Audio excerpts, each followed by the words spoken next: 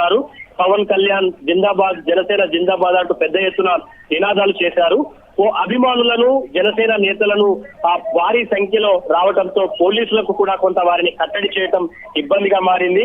ఆలయం చుట్టూ కూడా రోప్ వే వేసి పోలీసులు అభిమానులను ముందుకు తోసుకొని రాకుండా అడ్డుకుంటున్నారు. సో మొత్తంగా Pawan Kalyan AP deputy CM హోదాలో ఒకసారి ఆంజనేయ స్వామి ఆలయానికి చేరుకొని ఇక్కడ ప్రత్యేక పూజలు చేస్తున్న పరిస్థితి మనకు కనిపిస్తోంది.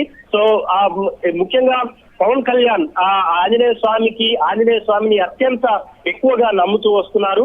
జనసేన ఆవిర్భావం తర్వాత ఆయన ఇక్కడికే వచ్చి పూజలు చేశారు. తరువాత స్వామివారి సన్నిధిలోనే వారాహి వాహనానికి కూడా తొలి పూజలు అందించిన పరిస్థితి మనం చూసాం.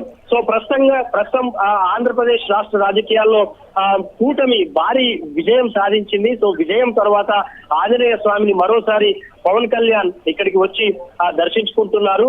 సో అమ్మవారి దీక్షలో, వారాహి అమ్మవారి దీక్షలో ఆయన ఉన్నారు. సో దీక్ష స్వామిని కూడా దర్శించుకుంటున్న పరిస్థితి మనకు కనిపిస్తోంది. సో మొత్తంగా కొండగట్టు ఆలయ పరిసరాల్లో పవన్ కళ్యాణ్ అభిమానులు పెద్ద సంఖ్యలో ఇక్కడికి వచ్చారు.